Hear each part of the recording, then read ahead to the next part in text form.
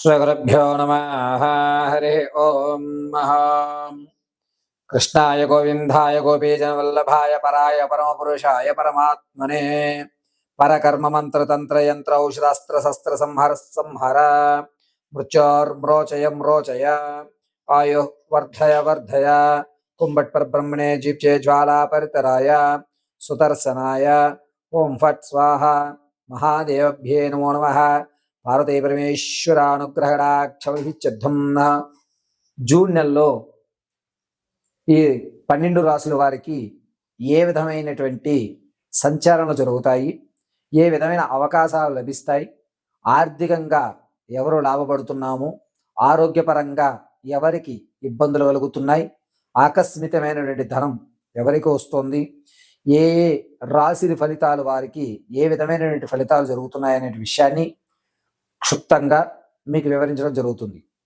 అయితే ఈ 12 రాసుల వారికి కూడా గురుస్థానము, రవిస్థానములు వేరే వేరే 8, 11వ ఇంట స్థిరత్వంలో ఏర్పడడం వల్ల జరిగేటువంటి ప్రస్తావనలు, మార్పులు, అదేవిధంగా మీరు తీసుకునే ఏ నిర్ణయమైనా సరే ఏ విధంగా ఉంటుంది అనేటువంటి దాన్ని మీకు వివరిస్తూ తగు పరిష్కారాలు పార్వతీ పరమేశ్వర అనుగ్రహ ప్రకారంగా చిన్న చిన్న రెమెడీస్ మీ కొరకు వివరిస్తూ ఆ యొక్క గండాల నుంచి ఆ సమస్యల నుంచి కూడా మిమ్మల్ని గట్టెక్కించడానికి సర్వదా నారాయణుడు మీకు దోహద చేస్తాడని, ఈ 12 రాసులని కూడా యథాశక్తి అనుసారం నా జ్ఞానాన్ని ఉపయోగించి మీకు తెలియజేయడానికి మీ ముందుకు రావడం జరుగుతుంది. యావతో పరమేశ్వర దేవభ్యే నమో నమః. తదనంతరము తులారాశి వారు. తులారాశి వారు జూన్ 12వ తారీఖు నుంచి మీ యొక్క సమస్యకి పరిష్కారం దొరుకుతుంది. జూన్ 12 వరకు కూడా ఇంకా మేలో ఏ విధంగా అయితే జరిగిందో కాలమానం అదే విధంగా జరుగుతూ ఉంటుంది. జూన్ 12 నుంచి గురుడు, బుధుడు, శుక్రుడు స్వక్షేత్రంలో చూడటము, కేతు రవిస్థానాన్ని త్రికోణంలో చూడటం వల్ల మీరు అనుకున్నటువంటి స్థితిగతులన్నీ కూడా ఆర్థికంగా నిలబడేటువంటి విషయం జూన్ 12 తర్వాతనే ఏర్పడుతూ ఉంటుంది. అంతేకాకుండా జూన్ 12 నుంచి కూడా మీ మాటకి విలువ అనేటువంటిది పెరుగుతూ ఉంటుంది. ఈ స్థితి జూన్ 18 వరకు కూడా ఉంటుంది. ఈ 12 నుంచి 18వ తారీఖు వరకు మీరు తీసుకునే నిర్ణయం బట్టే జూలై, ఆగస్టులు అనేటువంటివి నిర్ధారణ ఏర్పడుతూ ఉంటాయి.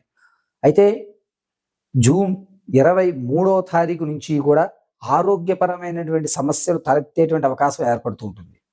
ఈ రాశి వారికి భుజాలకు కానీ లేదా తలకు కానీ మెదడుకు సంబంధించినటువంటి ఇబ్బందులు అనేటువంటివి 22వ తారీఖు నుంచి ఏర్పడేటువంటి అవకాశాలు జరుగుతూ ఉంటాయి. అయితే విద్యార్థులు ఎవరైతే ఉంటారో మీ యొక్క ఆలోచన విధానాన్ని మార్చుకుని ఇది నాకు సరికాదేమో అని భయపడి మీ ఏ రంగం అయితే మీరు నిర్ణయించుకుంటున్నారో ఆ రంగం మారేటువంటి అవకాశాలు ఏర్పడుతూ ఉంటాయి. కాబట్టి విద్యార్థులు చాలా జాగ్రత్తగా, అధైర్యపడకుండా మీరు నిర్ణయించుకున్న రంగాన్నే మీరు ఎదరికి వెళ్ళడం చాలా మంచిది. జూన్ 18వ తారీఖు తర్వాత నుంచి కూడా వ్యాపారస్తులకు కలిసి వచ్చేటువంటి అవకాశం ఏర్పడుతుంది. రవిస్థానము, గురుణ్ణి, అదేవిధంగా చంద్రస్థానాన్ని మిళితంలో చూడటం వల్ల ఈ సినీ రంగంలో కానీ ఉద్యోగస్తులు కానీ మంచి వ్యవస్థలు అనేటువంటి ఏర్పడి మీ శ్రమకు గుర్తింపు లభిస్తుంది. రాజకీయంలో ఉన్నటువంటి వారికి అంతంత మాత్రంగానే జూన్ నెల నడుస్తుంది, ఎటువంటి మార్పు ఉండదు. కానీ మీరు లేకపోతే పార్టీలో ఇబ్బందులు అనేటువంటివి ఏర్పడతాయని తలంచి మిమ్మల్ని హాని చేయకుండా మిమ్మల్ని అలా పక్కకి పెట్టి ఉంచుతారు. అంతవరకే. ఎవరైతే సంతానయుక్తానికి చూస్తున్నారో వారికి ఈ నెల కూడా నిరుత్సాహమైనటువంటి వ్యవస్థే తప్ప ఆనందమైనటువంటి వ్యవస్థ ఎక్కడ కనబడడం లేదు.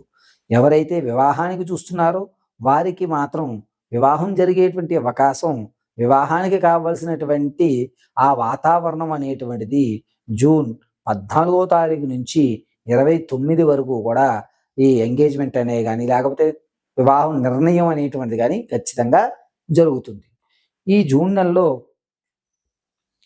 ఆడవారు కానీ మగవారు కానీ వస్త్రాలు అనేటువంటివి కోల్పోవడం, లేదా మీరు ఎప్పటి నుంచో దాచుకున్నటువంటి తాత ముత్తాతల ఆస్తి ఏదైతే ఉందో దాన్ని లిటికేషన్లోకి వెళ్ళడం అనేటువంటిది జరుగుతుంది. దీనివల్ల కాస్త తలకాయ నిప్పిగా ఏర్పడుతూ ఈ స్థలం మనకిద్దులే, భగవంతుడిచ్చిన దాంట్లో సరిపెట్టుకుందాం అనేటువంటి వ్యవస్థని ఏర్పరచుకుంటుంటారు. జూన్ 23 నుంచి 29వ తారీఖు వరకు కూడా వాహన ప్రమాదాలు జరిగేటువంటి అవకాశం కలుగుతుంది. కావున సెల్ఫ్ డ్రైవింగ్ మీదే ఎక్కువ నమ్మకం పెట్టుకోండి. ఇతరులను ఎవరిని నమ్మద్దు. చాలా జాగ్రత్తగా ఉండడం అనేటువంటిది తులారాశి వారికి మంచి ఫలితాలు ఏర్పడుతూ ఉంటాయి. ఇక వ్యాపారం ప్రారంభం చేద్దాం అనుకున్నటువంటి వారికి అంత ఆశాజనకంగా లేదు. కాబట్టి వ్యాపారం ఆలోచన ఉన్నవారు ఈ నెలకి దాన్ని విడిచిపెట్టడం మంచిది. దానికంటే ఈ నెలలో గ్రౌండ్ వర్క్ చేసుకోండి. మీ వ్యాపారానికి సహాయం చేసే వాళ్ళందరూ కూడా ఈ నెలలో మిమ్మల్ని నమ్మడం అనేది ప్రారంభం జరుగుతుంది. జూన్ 12వ తారీఖు నుంచి 29వ తారీఖు వరకు కూడా మీరు ఇంతకు ముందు ఏ వ్యాపారంలో అయితే పెట్టుబడి పెట్టి ఉన్నారో దాని ఫలితాల్ని, దాని యొక్క ధనాన్ని మీరు తినేటువంటి అవకాశం ఏర్పడుతూ ఉంటుంది. అంతేకాకుండా ఈ నెలలో ఎవరైతే భార్యాభర్తల మధ్య ఎప్పటి నుంచో కీచులాట నడుస్తుందో వారు సమస్య ఒక కొలిక్కి వచ్చేటువంటి అవకాశం, కోర్టులో నలుగుతున్నటువంటి ఈ పరిస్థితులు కానీ, మీ మీద ఎవరన్నా అబద్ధపు కేసులు పెట్టినట్లయితే కనుక ఆ పరిష్కారాలన్నీ కూడా 22వ తారీఖున పూర్తి అవుతాయి.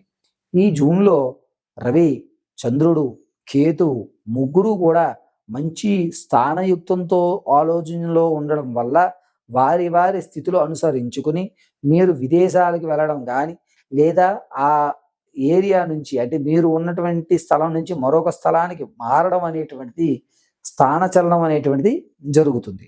కాబట్టి తులారాశి వారు ఈ నెలంతా కూడాను చాలా జాగ్రత్తగా మిశ్రమైన ఫలితాలు ఉండడం వల్ల నిత్యము కూడా హయగ్రీవ స్తోత్రాన్ని పఠించుకోవడం చాలా మంచిది.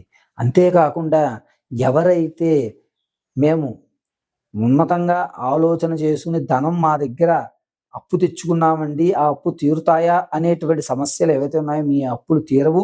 అదేవిధంగా మీకు అప్పు పుట్టడం కూడా ఈ నెలలో కాస్త ఇబ్బందిదాయకంగానే ఉంటుంది.